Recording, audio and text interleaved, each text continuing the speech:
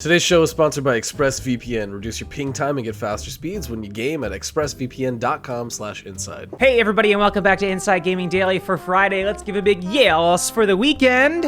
Whoa, I just froze up. Oh. Oh, I froze up. Am I back? My internet connection is unstable. Let's give it up for a stable internet connection. Yeah! Woo! We did it.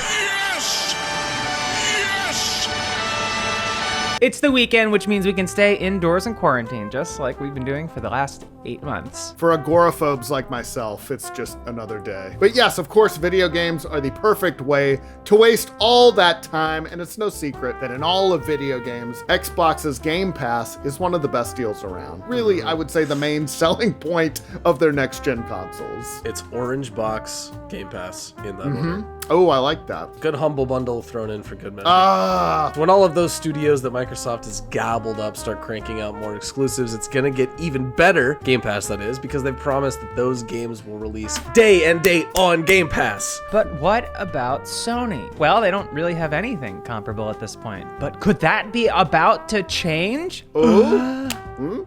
Well, maybe, because while Sony has been very skeptical about Game Pass's business model, a major executive seemed to indicate they might have their own version of the service in the work, or it sure sounded like that. Works. I said work, not works. In the works.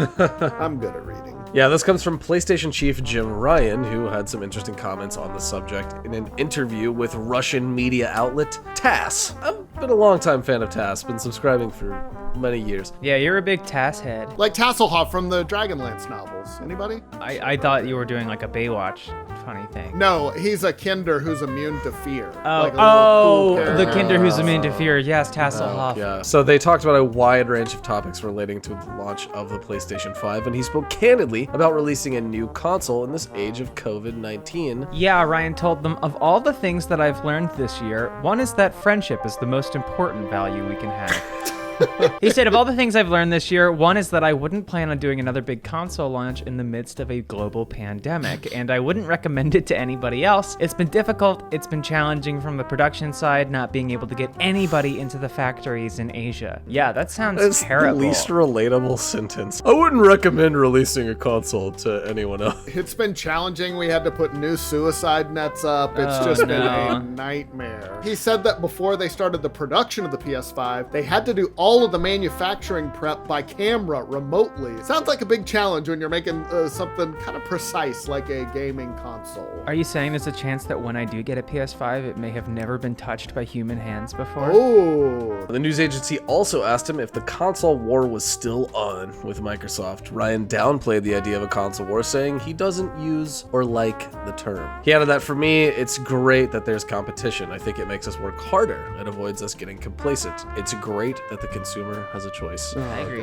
When companies fight, we win. Yes, companies love competition and not being monopolies. Historically, they love it. I'm sure he loves that their competition is now becoming a monopoly. And it's just giving games away for very cheap. I'm sure they're huge fans, yes. They also brought up Microsoft's blockbuster acquisition of Bethesda and its parent company ZeniMax, asking Ryan if it's possible that games like Elder Scrolls 6 and Starfield might not come to PlayStation consoles.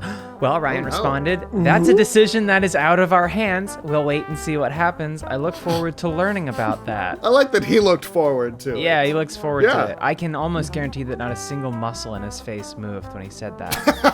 This Russian interviewer was bringing up good questions, though. I feel like they grilled him. Because they're Russians. They're the scariest white people. They're not afraid of Jim Ryan. Yeah, they live in like negative 20-degree conditions with bears. Right. I am hearing that Bethesda is acquired by Microsoft. Do you have Elder Scrolls 6? If you are not talking, we have ways of making you do so, Ryan. Ryan gave this interview strapped to a chair with a car battery hooked up to his chin. Yes. Yeah. So then our fearless Russian interviewer brought up Game Pass, specifically asking Big Jim Ryan, how will Sony respond to the service? Great question. And that's when Ryan said something interesting. He told them there is actually news to come, but just not today. So there you go. And then he kind of pivoted and said, we have PlayStation Now, which is our subscription service, and that is available in a number of markets. News to come.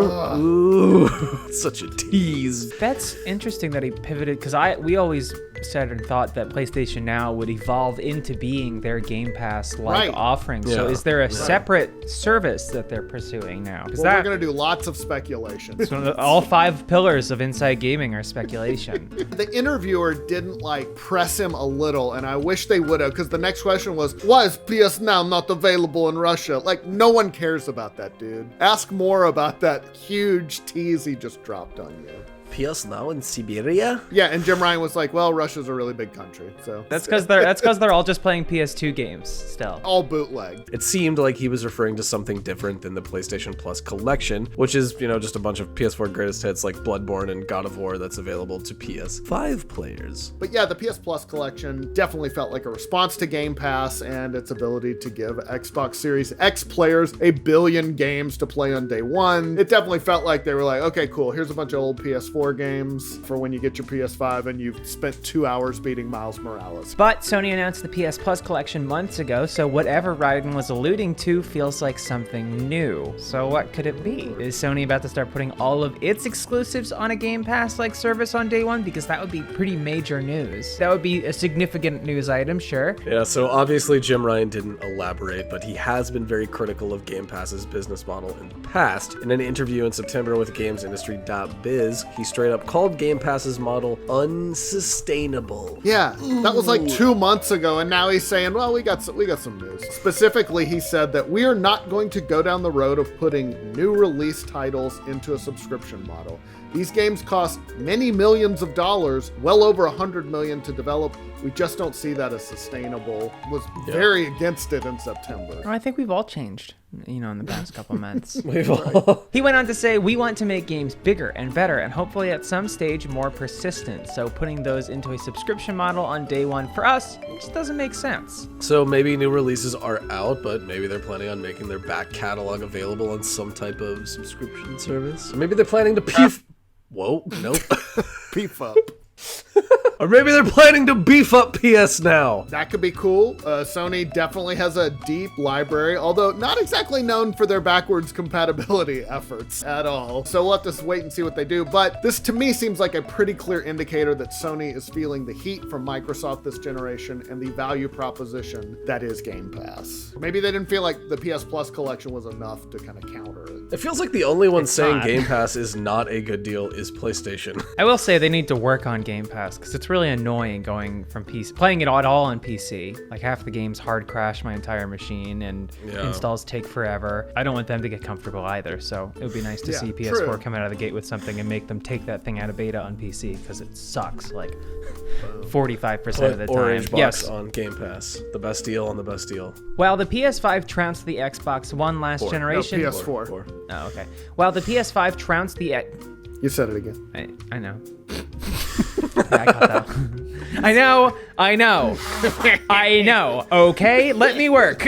While the PS4 trounced the Xbox One last generation, Microsoft and Xbox boss Phil Spencer managed to right the ship and turn the Xbox One into a decent value thanks to services like Game Pass. It didn't have the exclusives that the PS4 did, but it excelled in other areas like value and backwards compatibility. Yeah, and now with Microsoft acquiring lots and lots and lots of new studios, their exclusives pipeline is about to get a whole lot more full. That's going to help Game Pass even more, make it a better value. And Sony, from their perspective, they're just not big enough to compete with Microsoft financially. They're a fraction of Microsoft's size. Probably why Ryan brought up how expensive video games are to make. Industry analyst Michael Paxer talked about Sony and Game Pass in a recent interview and said that Sony hasn't done something similar because it doesn't make economic sense. He added, I'm not sure Microsoft makes money off that model, so I think that may be a bad business decision. I mean, Microsoft has a lot of money in the bank, so they can do whatever they want, but Sony doesn't have as much. Poor Sony.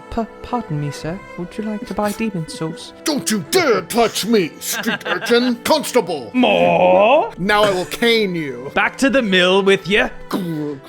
Anyway, we'll have to wait and see what they announce, but whatever it is, hopefully it'll be a good deal for gamers. I do feel like this is a situation where if they're sort of directly competing on this kind of thing, it's good. There's a reason they put out the PS Plus collection. They wouldn't have just done that on their own. Yeah, I wonder if this move will be to soften the blow of individual game sales being $70. Maybe. Yeah. Why don't you just do that if you're upset about the $70? Yeah, son of a bitch.